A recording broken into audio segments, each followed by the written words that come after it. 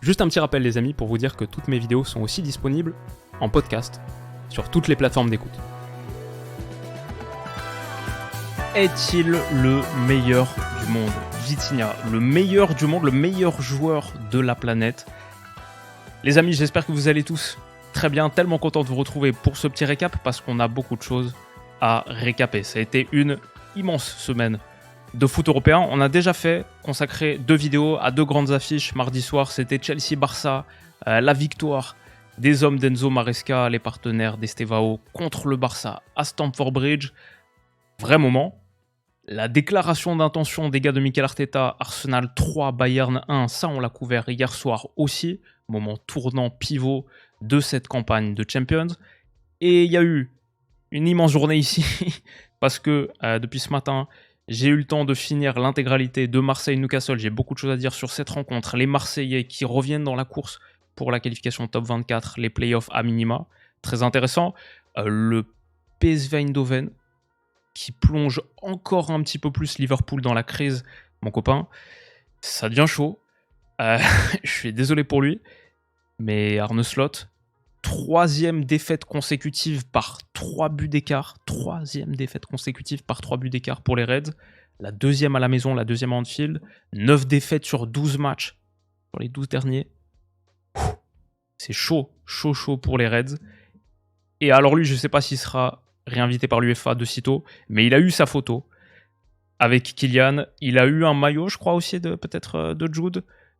L'Olympiakos n'a pas battu le Real. Le Real a un petit peu souffert, mais Kylian a eu son quadruplé. On va parler de tout ça et on parlera aussi, ça rentrait même pas sur une ligne, on parlera aussi de l'Atlético Madrid qu'il a fait au Metropolitano avec cette tête dans le temps additionnel de Jiménez à l'ancienne, la course mourinesque du Cholo. Magnifique semaine de Ligue des Champions. Les amis, j'espère que tout roule pour vous. J'espère que vous passez une très très bonne soirée. On se retrouve toujours dans les conditions lugubre ici, désolé, c'est pas la meilleure qualité vidéo, mais je pense que le micro c'est un petit peu mieux, on s'adapte. Et ouais, on est parti pour un petit épisode, je pense du podcast, pour récaper cette semaine. Commençons par Vitor Ferreira. Oui, Vitinha, le prince du Paris Saint-Germain, le prince du parc, ici au centre de tout, et au centre notamment de la conférence de presse de Thomas Frank, conférence de presse d'après-match, où il a lâché le prochain ballon d'or. Le prochain ballon d'or viendra encore du Paris Saint-Germain parce que ce sera Vitinha. C'est le meilleur milieu de terrain du monde et il sera le prochain vainqueur du ballon d'or. Waouh, quel joueur. Des déclarations à marquer de Thomas Frank. Déjà en train d'envisager sa reconversion en tant que youtubeur punchline. Mais effectivement, c'est pas le truc le plus fou du monde à lâcher. Au sortir d'une perf où Vitinha claque un triplé, encore une fois était très très fort. On parle quand même du mec qui a fini podium ballon d'or, 3e. Il y a quelques semaines au théâtre du Châtelet. Lui, il était au Vélodrome, mais au Châtelet, Paris Saint-Germain, consacré et Vitinha aussi.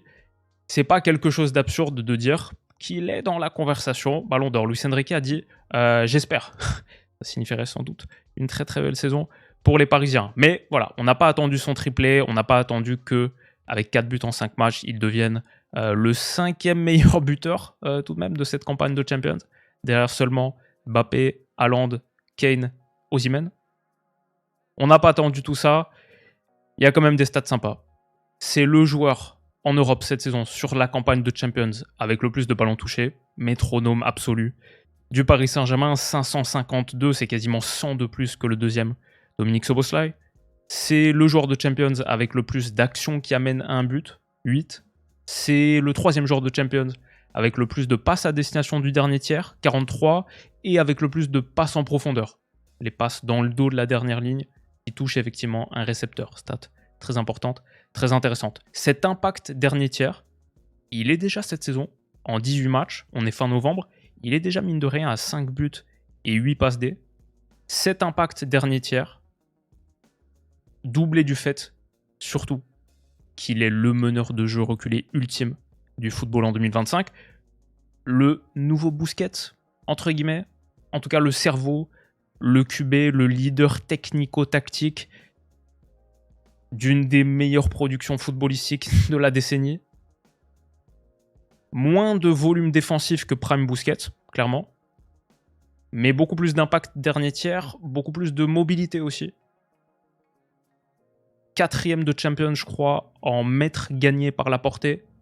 Beaucoup de ses actions un petit peu unité mobile, artillerie légère, où il se déplace sur la largeur, sur la longueur. Bien sûr, en Champions, la finale contre l'Inter, avec cette action mémorable.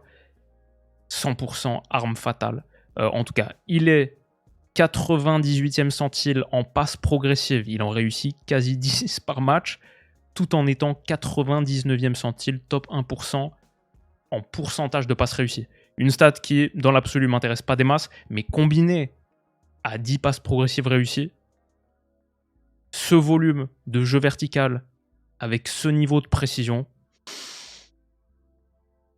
ça en fait le joueur packing. Si on reprend une des premières stats, première grande stat avancée, le packing, le nombre de joueurs éliminés par la passe, ça en fait le joueur briseur de ligne ultime.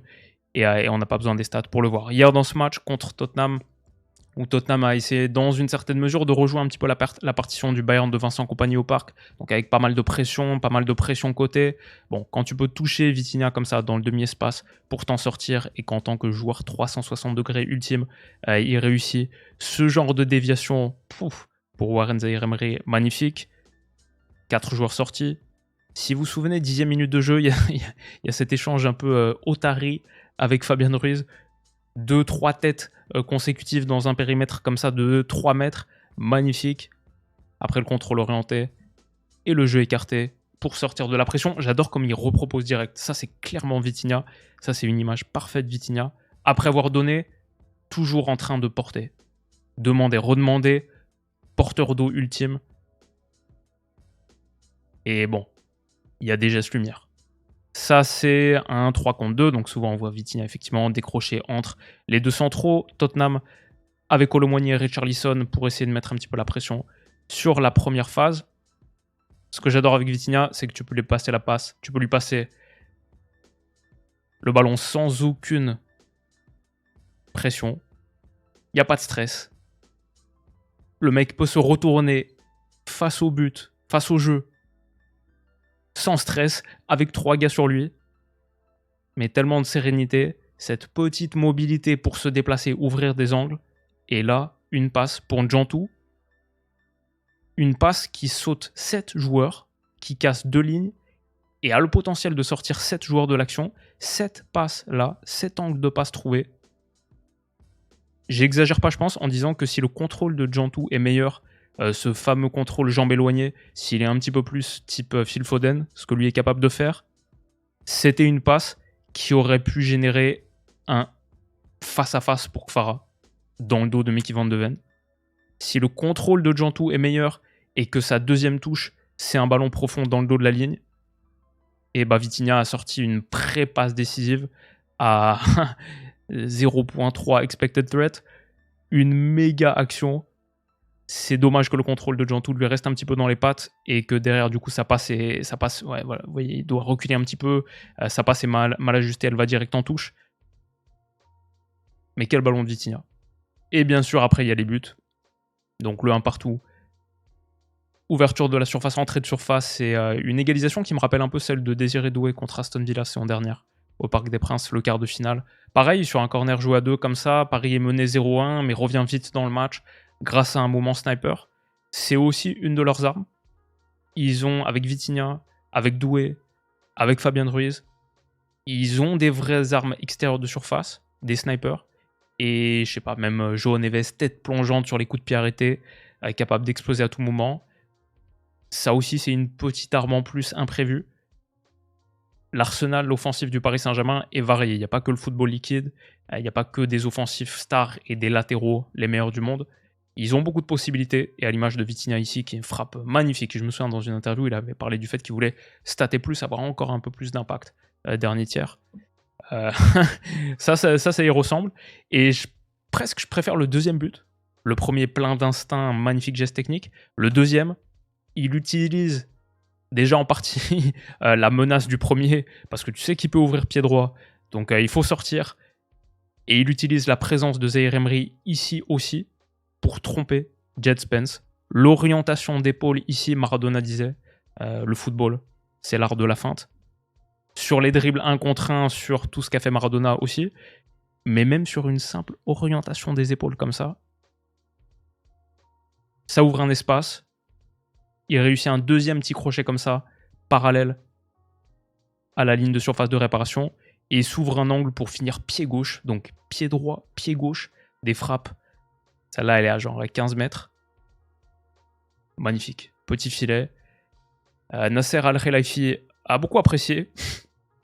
Et ouais, il est très très fort. Alors bien sûr, dans le football liquide de Luis Enrique, bon, il est extrêmement opérant. Il commence des actions comme ça, rond central. 15 secondes plus tard, longue ligne de touche.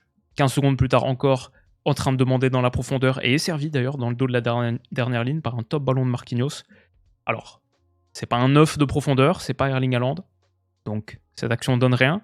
Et il n'y a pas de joueur parfait, et Vitinha non plus. Et même dans ce match d'ailleurs, il a dit coup de sifflet final. Franchement, je pense que j'ai encore une vitesse à passer. Je pense, j'ai pas la sensation d'être encore à mon max. Je peux faire mieux, parce que c'est vrai, même dans ce match, même dans ce top match, il donne un but ici, ballon récupéré, perdu par Vitinha, et Kolo Muani qui a planté un doublé au parc. Ça aussi, ça aurait pu avoir un petit peu plus être un des angles majeurs de lecture de cette rencontre. Vitinha l'a un petit peu éteint. Mais ça, c'était une grosse perte. Il s'en excuse, j'adore l'attitude.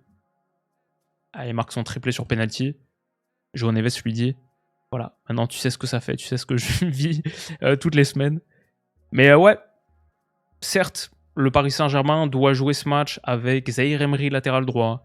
Ils ont dû démarrer des matchs au Camp Nou avec Mayoulou et Ibrahim Mbaye titulaires. Là, ils démarrent avec Djantou en 9.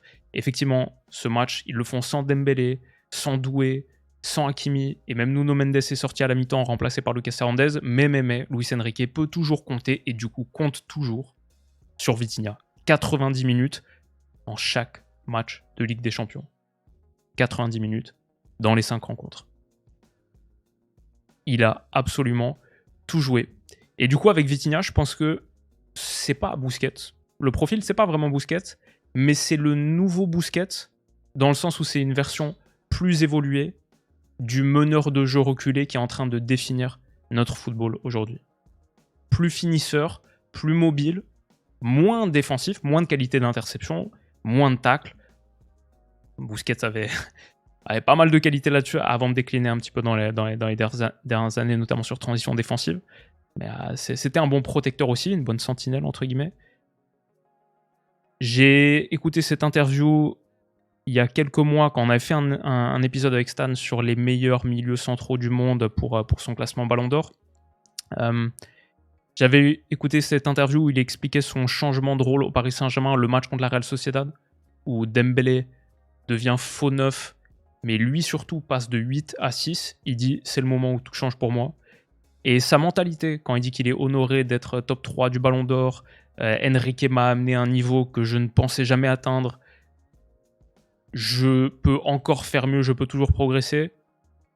J'avais dit dans cette vidéo avec Stan que quand j'entends cette mentalité, quand je vois le profil, il a que 25 ans, son niveau, je vois un monde où Vitinha fait une carrière au bout du bout. Il en a 3 là pour l'instant. Je vois une carrière où il fait 10 ans au Paris Saint-Germain, pourquoi pas. Capitaine. Sur 10 ans, Paris a déjà une Champions. Est-ce qu'ils peuvent en prendre 2 de plus? Ce serait une très très belle récolte. Allez, 2 de plus. Vitinha qui finit avec 3 Champions, dont la première, top 3 du Ballon d'Or, et peut-être encore un petit peu plus si Thomas Frank a raison un jour. Est-ce qu'il ne devient pas le meilleur joueur de l'histoire de ce club? Et dans la conversation des grands milieux, voilà, on va pas avancer trop vite, mais le niveau qu'il est en train de montrer, c'est clair, ouais. Meilleur milieu du monde. Il y a une conversation avec Rice, il y a une conversation avec Pedri. C'est des profils très différents. Ça fera peut-être l'objet d'une vidéo et d'une discussion avec un bandit rapidement. En tout cas, pas mal Vitinha pour un mec qui apparemment se faisait traiter de recrutement de 2e division portugaise il y a quelques années. On va passer au reste de ce Paris Saint-Germain-Tottenham. On va parler de l'Olympique de Marseille aussi et de tout ce que j'ai mentionné en intro. On se retrouve très très vite. Ok les gars, c'est l'heure de parler de l'offre du siècle. Est-ce que vous êtes prêts pour l'offre du siècle? Vous allez entendre beaucoup de belles offres, je pense, sur ce week-end parce que c'est le fameux week-end du Black Friday, comme on sait, le vendredi noir jusqu'à lundi. Ça, je crois que c'est la meilleure offre de toutes. Jusqu'à lundi, vous avez la fameuse offre l'équipe plus Ligue 1 plus à 12,99 par mois. Pendant 3 mois, après ça passe à 19,99 sur les 9 mois suivants. Si vous ne le saviez pas déjà, l'équipe et Ligue 1 Plus collaborent. Donc vous avez un seul abonnement pour profiter à un seul endroit de Ligue 1 Plus et de l'équipe en illimité. C'est-à-dire tous les contenus de l'équipe, tous leurs articles, France Football. Je vous recommande à fond cette interview avec Julian Alvarez qui vient de sortir. L'équipe Live Foot, leur player dont on avait parlé l'année dernière. Ouais, vous voulez revoir le coup franc fabuleux de João Neves, Portugal-Arménie, tous les matchs qui passent en direct sur ce player. Magnifique, l'équipe explore tout leur contenu là. Donc tous les contenus de l'équipe, mais en plus, Ligue 1+. 8 matchs de Ligue 1 chaque journée en direct, visible sur l'équipe, visible sur votre télé en castant ces matchs-là. Et en plus, cette offre à 12,99 par mois. 2 utilisateurs peuvent en profiter. Donc c'est une offre assez imbattable. Merci à l'équipe d'avoir sponsorisé cette vidéo. Lien en commentaire, lien en description. Régalez-vous. Alors Vitinha n'a pas gagné ce match tout seul non plus. Il y a eu d'autres choses.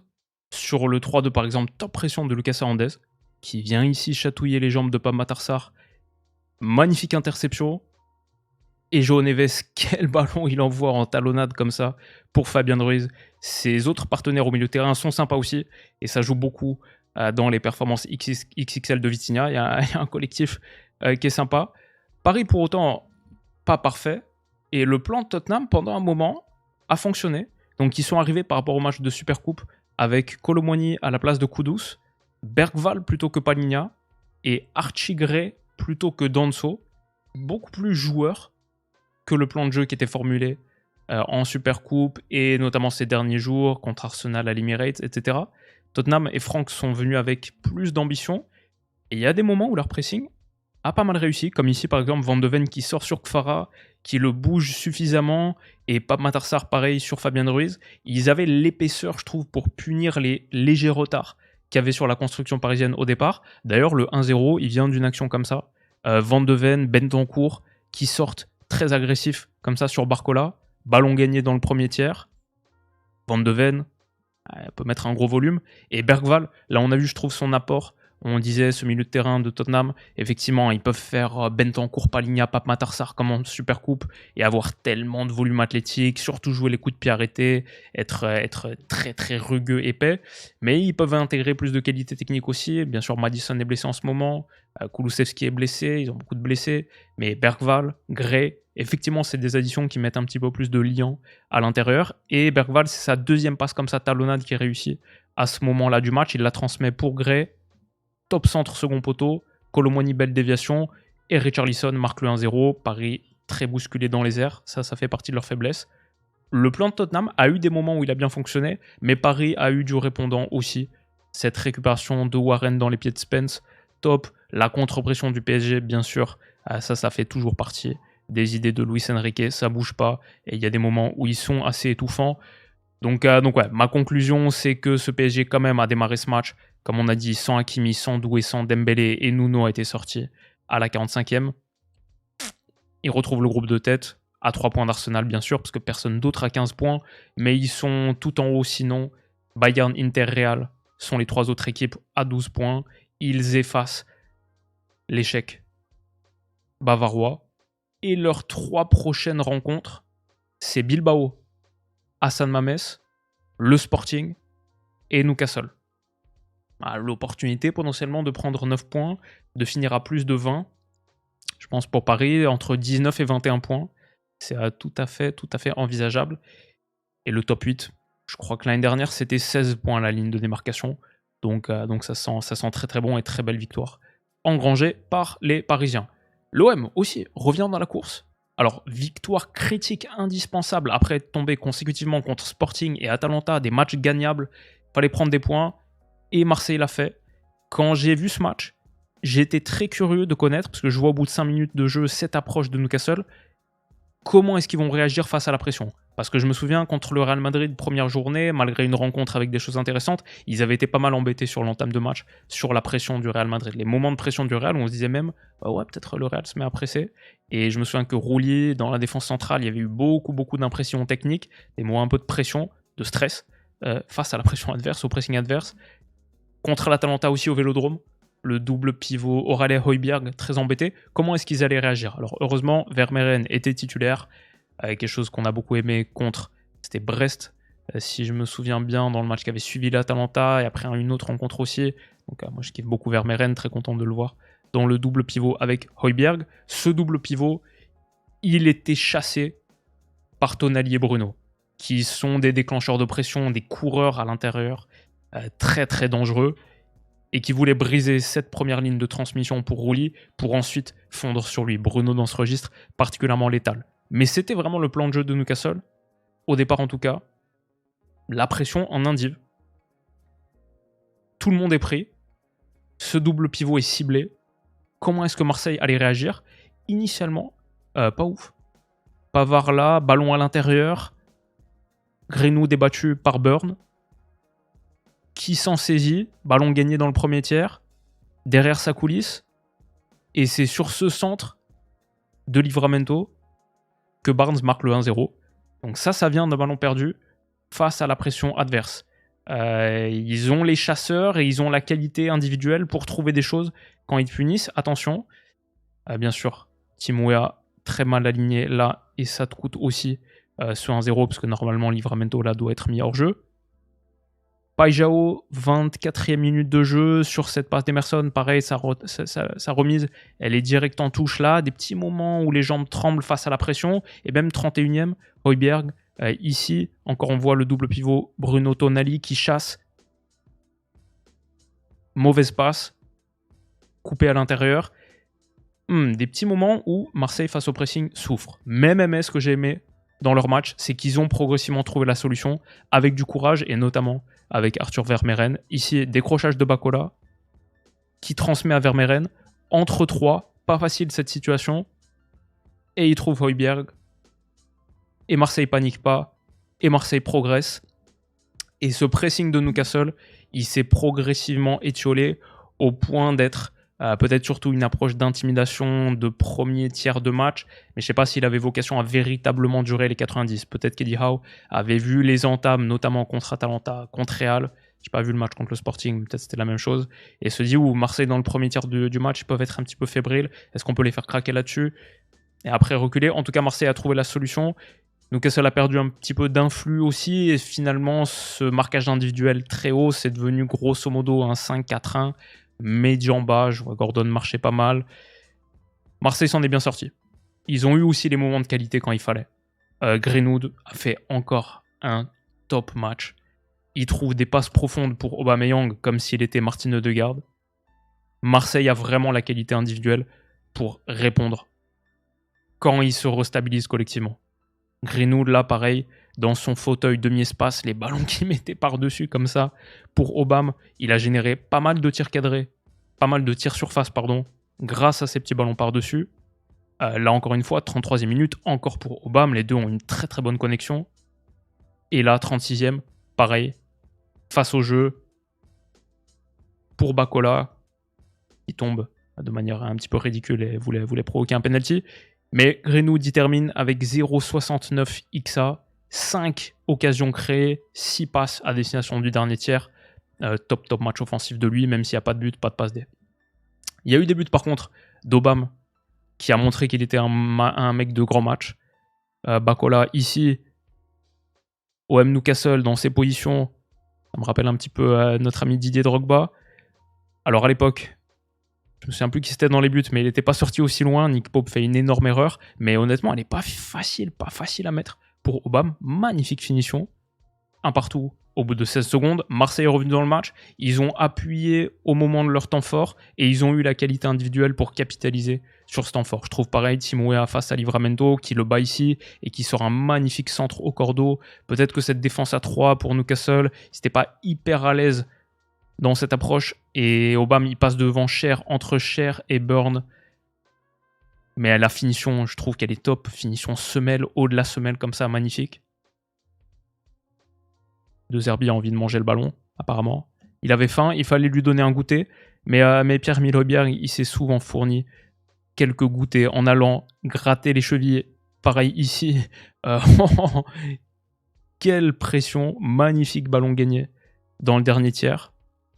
J'ai trouvé Vermeeren aussi qui a réussi quelques interventions à l'intérieur. Beaucoup de volume de sa part. Je crois qu'il termine avec le 3e total de kilomètres du match. Vermeeren 11,6. Pareil que Barnes, il n'y a que Tonali et Guimarães qui ont plus couru. Et pareil, en véritable distance parcourue à la course, 8,6. La net 3e, derrière la paire d'aliens de Newcastle. J'ai trouvé aussi que Balerdi a fait un top match en étant averti à la 3e minute de jeu. Pas facile quand t'es central. Match de Champions contre Newcastle. T'as Gordon en face de toi, t'as Barnes en face de toi, potentiellement Murphy. Averti au bout de 3 minutes. Il a terminé avec 13 contributions décisives. Personne plus que lui dans le match. C'est-à-dire 4 interceptions, 1 tacle, 8 recoveries, 8 récupérations et 7 dégagements aussi. Donc magnifique match de Balerdi. Malgré ça, j'ai envie de souligner le fait que le match aurait pu tourner dans l'autre sens aussi. Højbjerg a un dégagement sur la ligne au bout de 4 minutes. Et cette approche 3-2-5 avec ballon de Newcastle face à Marseille en 4-2-3-1, et bah sur la dernière ligne, c'était effectivement du coup un 5 contre 4. Et Emerson là, entre Willock et Murphy, et bah il y en a 2 à couvrir. Donc Bruno qui met le ballon dans le dos là pour Willock. Heureusement pour Marseille que c'est que Joe Willock et pas, disons, Alexis Sack, parce que sinon c'est 2-0 au bout de 15 minutes. Et là, on sait, c'est pas du tout la même histoire. Marseille a quand même concédé des occasions, et notamment parce que Newcastle est capable, en sortie de banc, de faire entrer Lewis Hall, par exemple, Voltoma 2, qui a fait une très bonne entrée, j'ai trouvé, Elanga, frappe cadrée ici, et Rouli a sorti quelques tops arrêts. Pareil, 86e minute, sur une prise de balle intérieure de Voltoma 2, transition jouée, le bélier d'Eddie Howe, etc.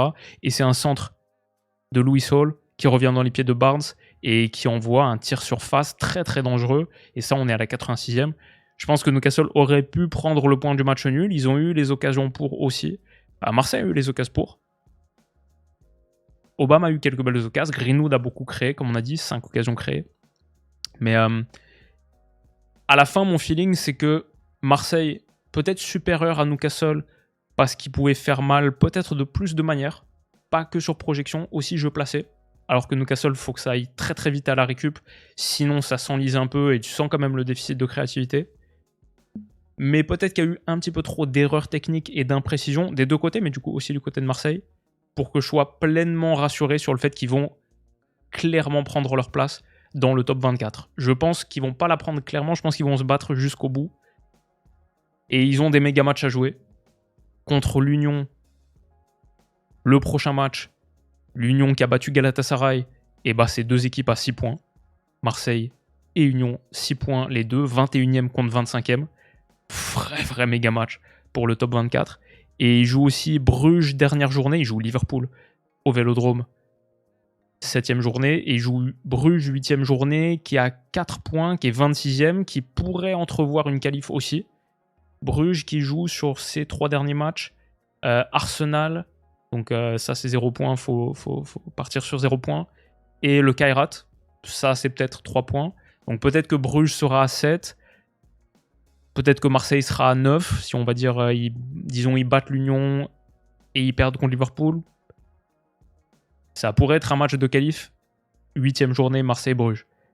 2 gros matchs contre les Belges, peut-être prendre un point contre Liverpool, 1 ou 3, vu leur état au Vélodrome.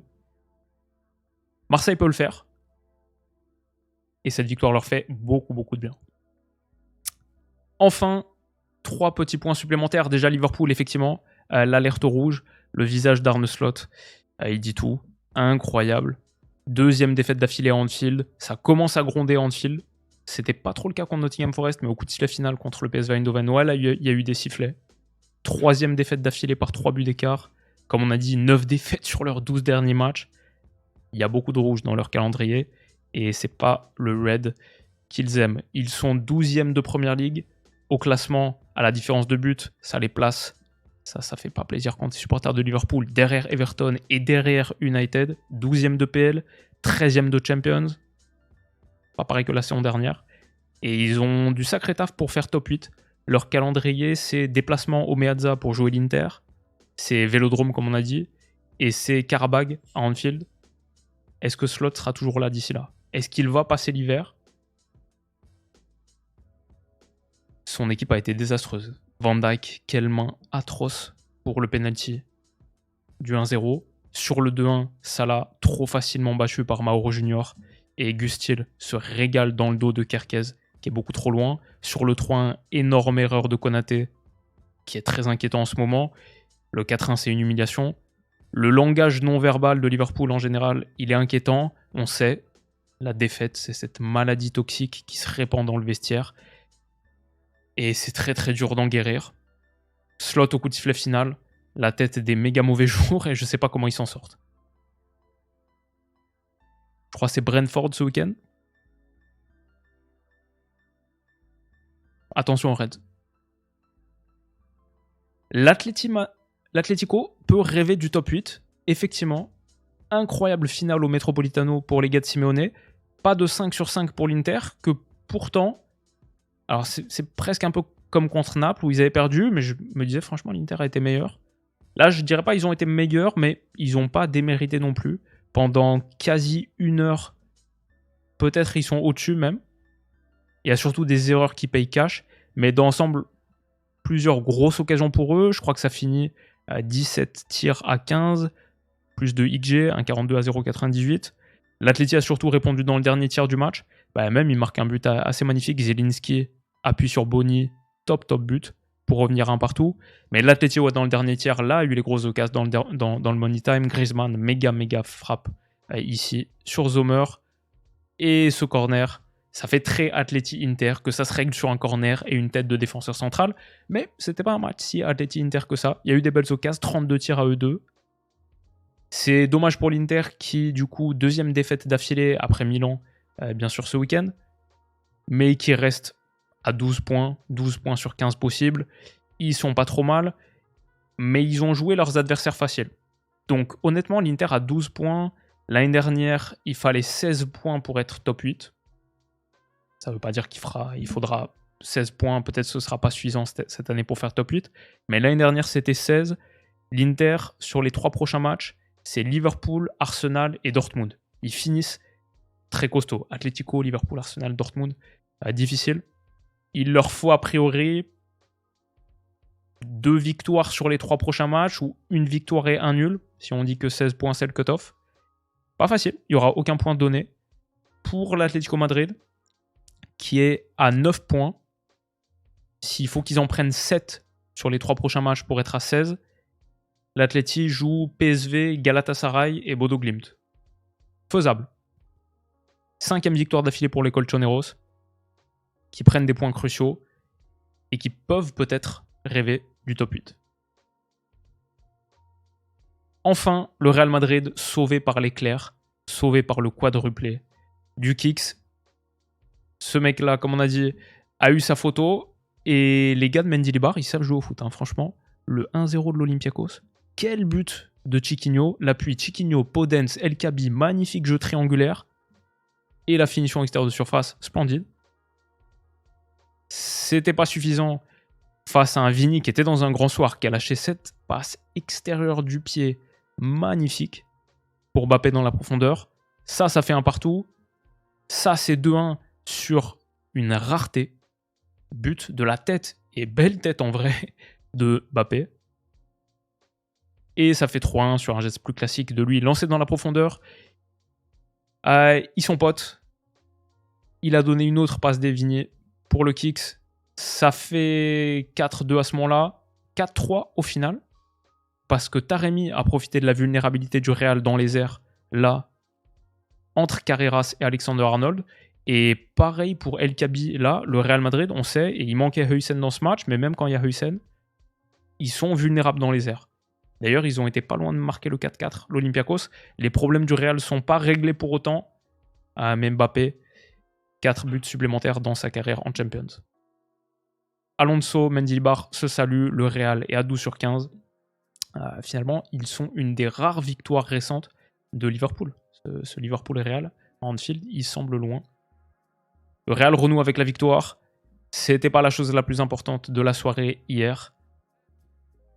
J'espère que ce petit récap vous a plu. Prenez soin de vous les gars. Passez une excellente excellente soirée et on se dit rendez-vous dimanche pour Chelsea Arsenal. Bisous.